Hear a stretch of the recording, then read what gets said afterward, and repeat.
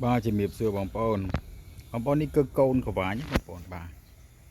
bong pôn đạiกระปงตะไคร้ระโกนกบาลโยตะดำบ่าและขณะโขซาหรือก่อและขณะจำกาไอ้ยังเบียนโกนกบาลดุจูดบางปนนะบ่าบางปนนั้นแต่ต้องจมูกนึงสมดูได้แต่บางปนสู้ทากบาลนั้นวิถีกากาสตินไม่ได้ไม่ไอ้ไม่จังบางปนบ่าโยงตามบัตรพิศาจได้ขึ้นทรอบดำบางปนบ่าโรคกระเจี๊ยบประเภทนี้คือวิอัตถิกาเป็นหรือทั้งไงเป็น100%ที่บางปนนะบ่าជាបទពិសោធន៍គឺវិទ្យាការប្រតិថ្ងៃត្រឹមតែ30%ប៉ុណ្ណឹងឯងមានន័យថាយើងដាំនៅក្រោមម្លប់ឈើឬមួយក៏ផ្ដល់តែពលឺឲ្យត្រឹមតែ30%ទេហើយបើសិនជាក្តៅពេកការលូតលាស់គឺអត់ល្អទេតើតោងជាមួយនឹងសំណើមដីក៏មិនត្រូវការសើមជោគជាំពេកដែរបងប្អូនបាទហើយក៏ត្រូវការប្រភេទដីដែលមានជីជាតិដែរបងប្អូនបាទហើយរុក្ខជាតិប្រភេទនេះគឺ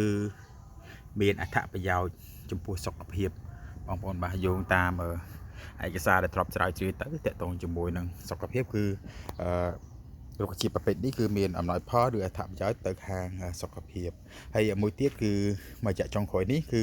បងប្អូនយើងតែងតែយកធ្វើជាម្ហូបបងប្អូនបាទអញ្ចឹងបដូរកដានេះបងប្អូនបាទនេះពេលដែលចេញស្លឹក3ស្លឹក4ទៅនេះបងប្អូនបាទចេញស្លឹក3មកយើងសកទៅយកបដូរកដាខ្ចីហ្នឹងយើងយកមកធ្វើជាបន្លែហើយបងប្អូនខ្លះក៏តែងតែយកទៅធ្វើជា